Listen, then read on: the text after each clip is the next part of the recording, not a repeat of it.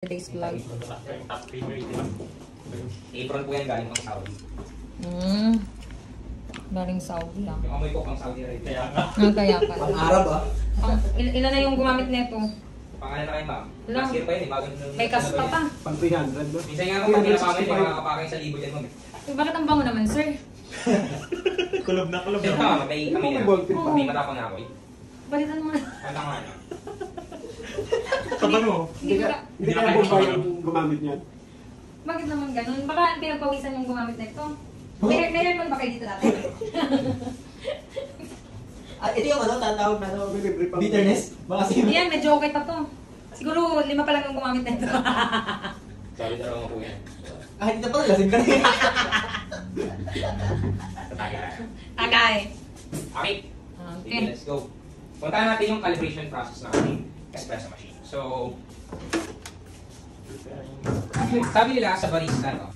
Ito yung pinaka-challenging part pag ikaw ay naging barista. Pagtitimbang. Yung pagtitimbang naman. Pagka-calibrate ko, okay? Pinakamahirap daw na part yun. Kasi usually, dito nagkakaroon ng challenge o dito nalilito yung mga barista na meron tayo sa industriya ng coffee. So ngayon, tuturo ko sa inyo paano nga ba talaga properly mag-calibrate ng kape.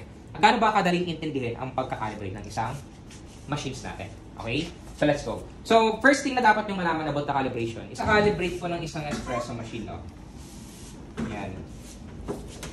Paano nga ba talaga siya kinakalibrate? So sabi ko nga sa inyo, ang calibration is yung pag-a-adjust ng grind size to get yung tamang taste ng coffee. Okay? Ngayon, pero madali pa rin po ito. Promise. Right. Madali pa rin i-calibrate yung machine na yan. So anyway, yan. Let's go dito. So, kung makikita niyo po dun sa panel natin, meron 3 number na nakalagay doon. So, yung number sa gitna, and then yung number sa dalawang gilid. Yung number na yan sa gitna, yan yung tinatawag nating grind size indicator. Pag yung number na yan ay pa-increase, coarser yung adjustment natin. Pag yung number ay decreasing, finer. Okay? Ito naman po yung tinatawag nating grinding time. Okay? Ibig sabihin, halimbawa, itong double shot natin, ang grinding time niya 8.1 seconds. Ngayon, yung 8.1 seconds sa pagbubugay niya ng grind, dapat po makukuha na natin si 18 grams of coffee dyan. Kasi pag nakuha ko na si 18 grams of coffee sa 8.1 seconds sa pag-grind na yan, hindi ko na kailangan ito. Kasi consistent na ibubugay niya yung 18 grams of coffee. Unless magkakaroon ako ng changes sa grind size po. Okay? Kasi kung nag-iiba ako ng grind size, definitely, yung time na yan, hindi na rin magiging accurate. Kasi iba na nga yung size nung i-grind ko. Okay? So, mag-a-adjust ulit ako ng time ba is mag-e-extract muna kayo ng espresso. Wala po munang mag-a-adjust ng grind size sa inyo. Sir, bakit ganun po? Kasi pag in-adjust na po natin yung grind size at nanghula lang kayo, pwede pong mas maging worse yung calibration nyo. Halimbawa, sobrang fine na pala ng grind size niya ngayon.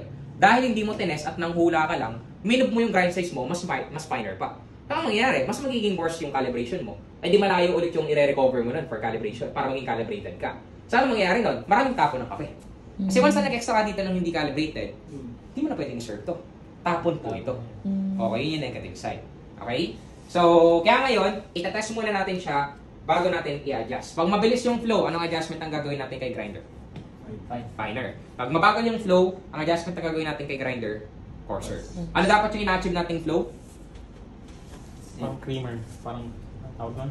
Malapot. Tama. Para siyang viscosity of a warm honey. So, dapat continuous, smooth, and malapot. Parang warm honey.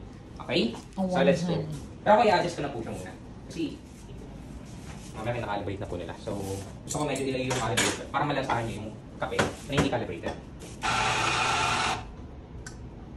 Ang ganyan pala.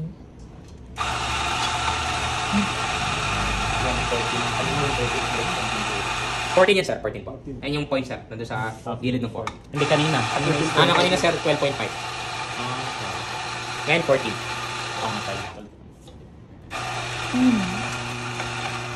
Ma'am, kung gusto mo magising, ma'am, may palaro kami dyan. Naglagay ka na po Ganun mo naman, dito, ma'am. Wala pa, ma'am.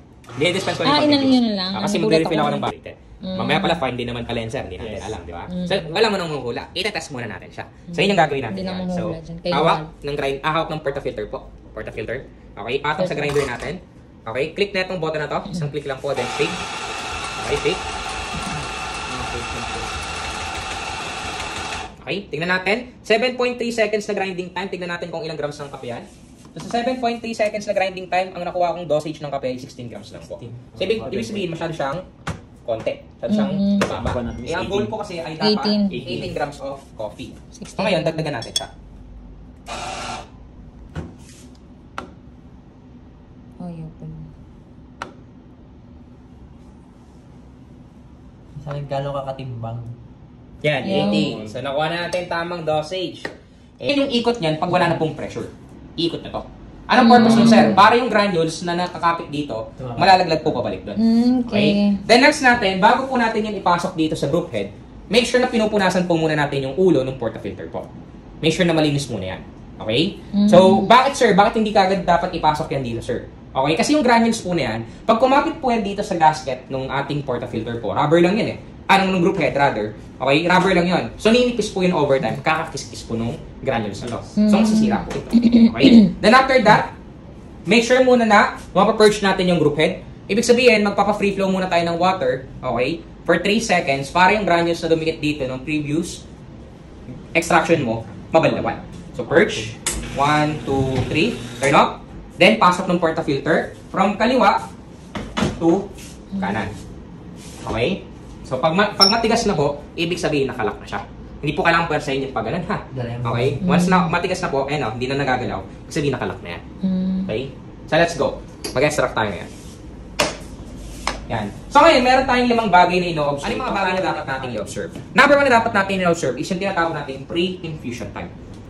So, ano ibig sabihin ng pre-infusion time na yan? Ibig sabihin po yan, ito pa lang yung time kung kailan magdadrop si coffee. Okay? Hindi kasi pwedeng pagka-on ko na itong machine, babagsak agad yung kape ko. Pag bumagsak agad yung kape ko dito, ibig sabihin, bad shot na agad yun. Wala nang, huwag niya na ituloy, tigil niya na agad yun. Okay? Eh sir, gaano katagal dapat yan bago mag-drop yung coffee? At least 3 to 6 seconds po, nung extraction time natin. Okay? So dapat, dun pa lang siya magda-drop. Pag nag-drop yan more than 6 or earlier than 3, okay, seconds, ibig sabihin, bad shot na yan. Okay? After nung pre-infusion time, next natin i-observe yung flow nga, which is dapat viscosity of warm honey yung flow niya. After nung flow, yung layer, the heart, body, and crema. Then after that, yung volume niya na 36 to 50 ml within 25 seconds extraction time po. Then lastly, yung taste niya. Na dapat makukuha natin yung balance ng flavor ng maasim at mapait. And then yung nutty, chocolatey, and then cocoa na flavor po. Okay? So let's go. Cocoa. Cocoa. Chocolate cocoa. Start natin ha. Ready? Pre-infusion time. 1, 2, 3, go. 4 seconds na drop, pero ano na-observe natin sa flow?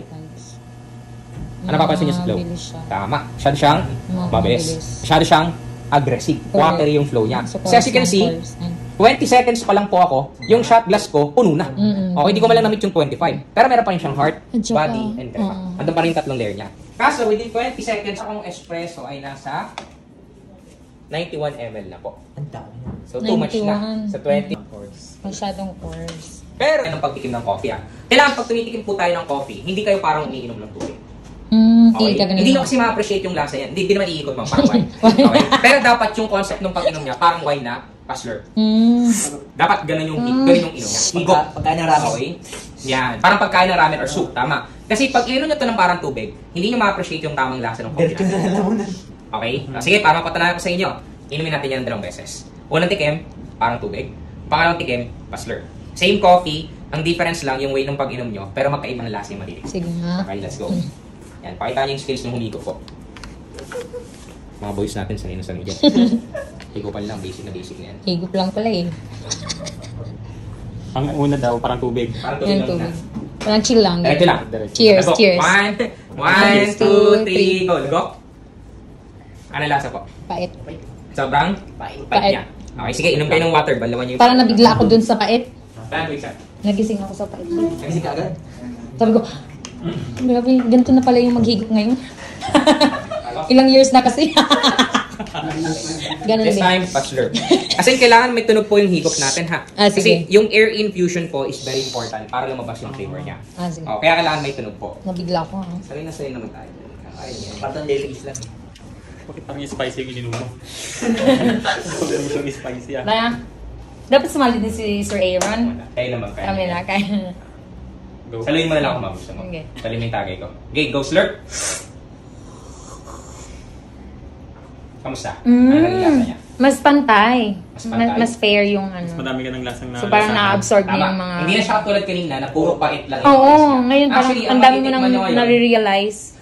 Grabe no, parang sabi ko, oh my God, mahal niya pa ako dati. Grabe naman. No? Pinagpa- Ay, alak. Hindi. So, ngayon, kung makikita nyo, Pero nung sarap. i-slurp nyo na siya, nag-iba yung taste ng coffee natin. Totoo. Instead na mapait yung dominant taste niya, unlike nung unang ininom niyo siya, this time, yung taste na matitikman niyo sa kanya, dominant na yung maasim na lasa. Correct. Tapos sa dulo, doon lumalabas yung Yung bait dito. panglunuko. Doon siya naiiwan. Nag-a-upper ng coffee. Unlike yung unang ininom nyo na parang tubig, doon sa pinakadulong palate agad yung napuntahan ng coffee. Kaya yung other flavor na meron siya, hindi niya na natikman. Hindi niya na lasahan. Kaya dapat ang pag-inom niya ay para layer. 30. 13. Gawin natin 12.5. Sige. Ay, 12.5. Yan. Tingnan natin kung yung 12.5 na yan is masyado bang coarse, masyado bang fine, or tama na yung adjustment na ginawa natin kay grinder natin. So, let's go. So, kada adjust po ng grind size, mag-grind tayo ng coffee. Para yung granules po nung previous natin na grinding, dispense po. Okay? Para pantay-pantay na lahat. Tapos po, remove ng ating portafilter. Tulak pa kaliwa. Pag tulak pa kaliwa, palo po dito sa knockbox natin. Pag pinalo po dito lang na... Pwede po ba yung i-take out? Yung alin, ma'am? Yung yan. Yung granules ng coffee, ma'am. Pwede naman po kung gusto niya, ma'am. Thank you. Pang scrub. Oh, pang scrub. Kasama ba yan pag bumalik Para sa skin. Yung alin, sir? Yung Knockbox po. Kasama na ito, sir. Nako. Sa doon sa isa ba yan? wala. Takta ko sa pader yun. Palo mo na lang sa ulo ng customer, sir. Yan, palo natin. Isang palo lang po yan, malalaglag na yan. Sa dito niya ipakalaw. Tapos, yung portafilter po ay hindi natin yan binabanlawan during operation po. Okay? Ito po ay pinupunasan lang. Punas Kasi lang. dapat preheated kaya na to. pala. Kailangan, Okay, that's why. pa. Basta ilagay kahit mo po sa yung mga plastic. ginagamit natin, ha? Alam mo yung shot glass, yan. Ang sabon po niyan, after operation na. Even yung mga blender, yung mga shaker. Okay, except yung mug. Siyempre, iniinuman ng customer yun eh. Pero daras ng ginagamit natin pang timpla, puro banlawin lang po yun during operation. No? Tsaka healthy talaga ang black coffee, B. Hindi siya gumagamit. Huwag din mo lang lagyan ng sugar. Banlaw lang talaga muna, sir. Tapos ang soaping nun, sa after ng operation, doon na talaga sasabunan mo siya. Hugas talaga ng deep. Kahit ito. Okay, pero ito recommended ko, hindi niya nakailangan sabunan to. Kasi may 7 point something, ngayon 8.1 tayo. Okay, so nag-adjust din automatic yung time ko. So tingnan natin kung 18 grams pa rin ang makukuha ko sa 8.1 seconds. So let's go, pack out. Right? Shake.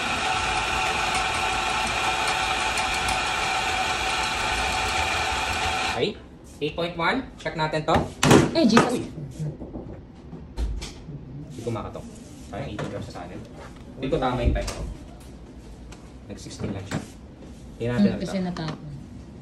13. Wala kayang bulin. Tamang dosage ng coffee. Pero yun again, ang tanong, tama ba yung grind size natin? So let's go. Kuha ng portafilter. Patong. Ang tawag dito? Distributor. Distributor. Okay, paano ikot niya?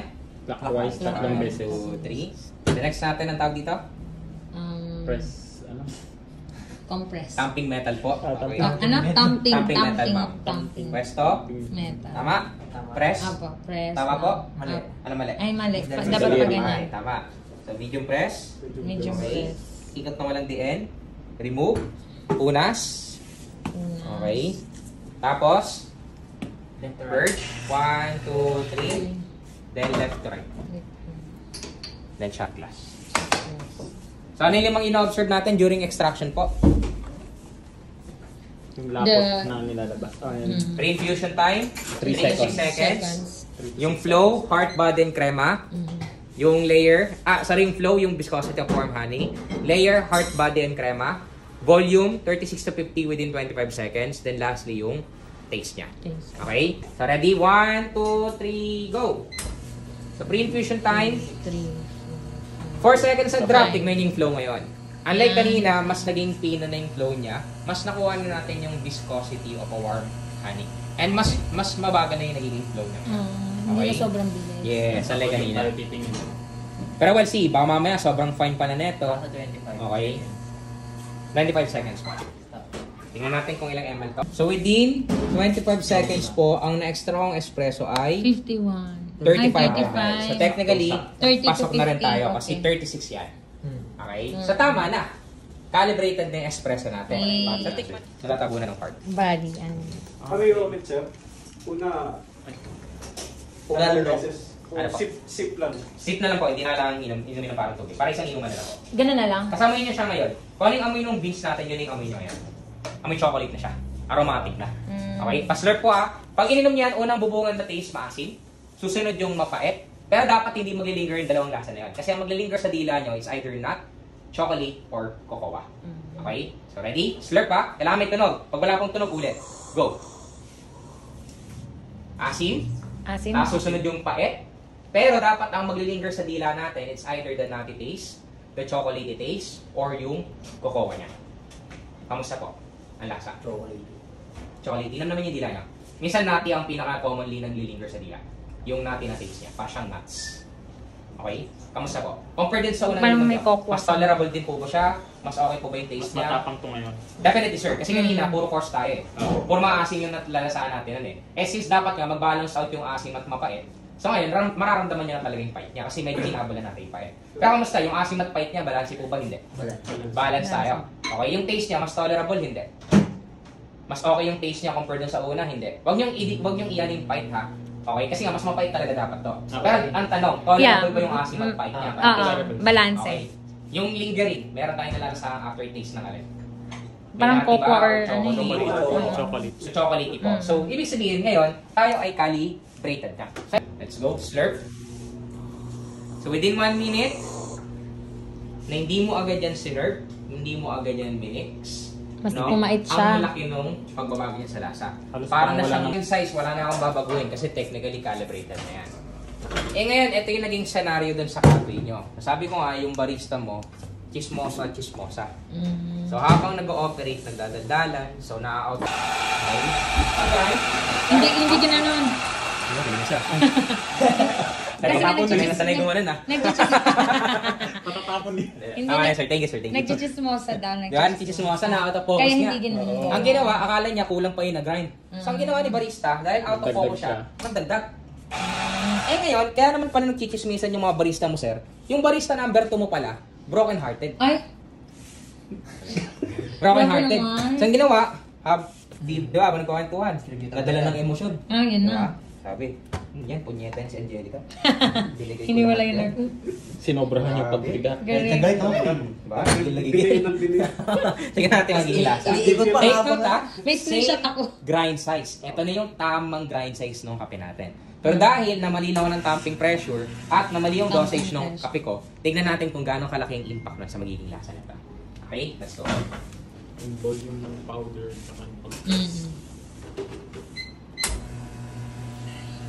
Natin yung flow niya.